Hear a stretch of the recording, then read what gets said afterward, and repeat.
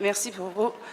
Tout d'abord, je tiens à vous remercier pour la confiance que vous avez manifestée à mon égard pour me permettre d'apporter une tâche light dans votre journée. Parce que je ne vais pas parler médecine, je ne vais pas parler juridique, je vais parler besoins assurantiels. Besoins assurantiels qui concernent tout un chacun. C'est-à-dire, ce sont les besoins du médecin, ce sont les besoins de toute personne. Pardon, madame, juste une seconde. Vous n'êtes pas redevable de rester dans la salle si vous avez autre chose à dire. Je vous invite cordialement et allègrement à aller continuer la discussion ailleurs. On doit un minimum de respect à nos chers panélistes, s'il vous plaît. Donc, merci de s'en tenir au silence pour pouvoir écouter ce qui est dit. C'est essentiel, c'est important. Si vous ne trouvez que ça ne l'est pas assez, eh ben, merci de ne pas forcément faire partie de ceux qui assisteraient dans la salle. Merci encore pour votre compréhension. Allez-y, madame. Merci.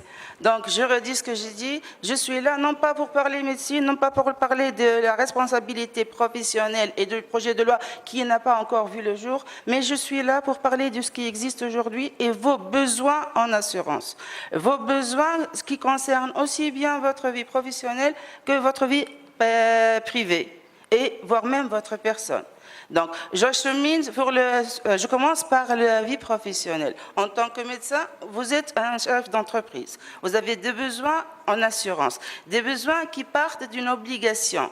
L'obligation, elle ne pose que sur l'assurance incendie. Donc, tout médecin est obligé, comme tout industriel, comme tout commerçant, comme tout artisan, comme tout professionnel, d'avoir une assurance incendie pour couvrir son patrimoine. Bon, c'est vrai, le patrimoine médecin n'est pas très important, mais encore faut-il, il existe et il a besoin d'une couverture. Cette couverture assurantielle passe par la couverture incendie, explosion et garantie annexe. Donc vous êtes là obligé d'assurer votre patrimoine.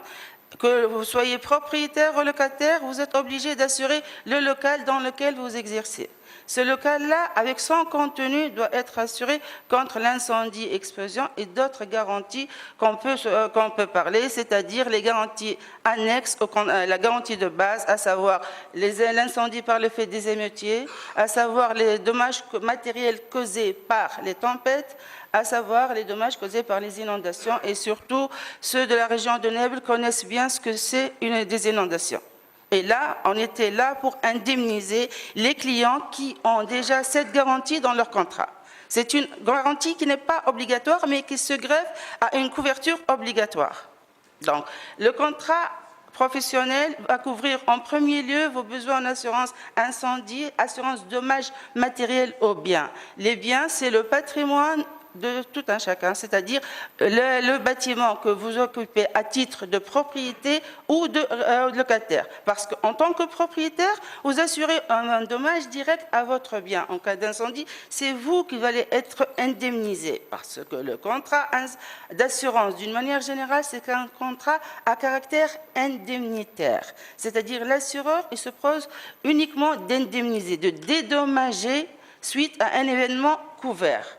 Donc, la garantie première, la garantie principale, c'est l'incendie qui peut toucher votre bâtiment.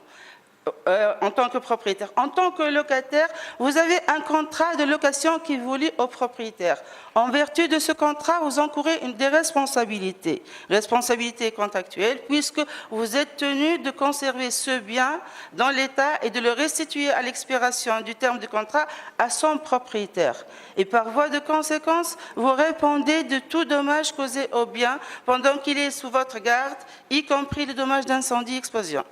Donc, vous assurez votre bien contre l'incendie-explosion, plus les extensions possibles, à savoir les catastrophes naturelles, les incendies par le fait des émeutiers.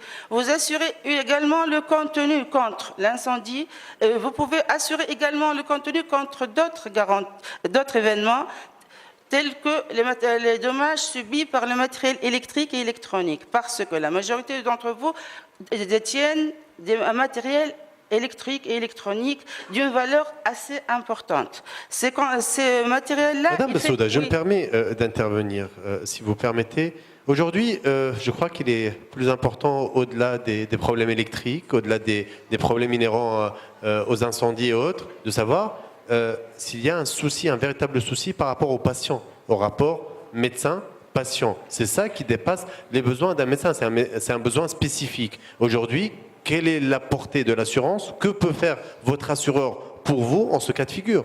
Oui, d'accord, sauf que pour moi, l'objectif était de parler des besoins assurantiels du médecin, Absolument. c'est-à-dire les besoins en dommages directs et en responsabilité. Certes, vous voulez parler qu'on parle du contrat RC, la RC, Oui, la absolument. RC professionnelle Voilà. du médecin. D'accord, Allez-y. on a une solution, c'est le contrat RC. Ce contrat-là, il place, parce que c'est un contrat qui est à la fois un contrat RC exploitation et RC professionnel. Il répond aux besoins de 90% des médecins, mais pour la médecine esthétique, je suis obligée de le dire, et surtout pour la chirurgie esthétique, ça demeure un côté obscur, un côté fermé, puisque nos traités locaux ne l'assurent pas. C'est un produit qui mérite réflexion et on y est dessus au niveau des assurances, mais la chirurgie esthétique, à nos jours, elle pose un problème en matière, parce que la loi en elle-même, pour pouvoir accorder un contrat RC professionnel à un chirurgien esthétique, parmi les clauses du Déjà, contrat... on n'est pas dans la chirurgie, on est dans la médecine, madame. Dans la médecine, d'accord. On exige dans le contrat que la garantie n'est acquise que si le médecin détient les diplômes requis. À défaut, il s'agit là d'une exclusion. Donc là, il y a le véritable problème. Il s'agit d'une exclusion contractuelle. Donc voilà, là on est en train de mesurer le problème du flou juridique, de la qualification, donc les répercussions, et c'est des répercussions exponentielles. Donc même sur le côté assurance, ça a un impact direct. Oui, D'accord. bien sûr, oui. Donc du moment... Pardon? Non, vous n'êtes pas assuré si vous n'avez pas le diplôme requis. Écoutez, dans une poignée de secondes, on va céder la parole à la salle. On n'a pas encore commencé, si vous permettez. On n'a pas encore démarré les questions. On va le faire dans quelques minutes, juste après l'intervention de madame.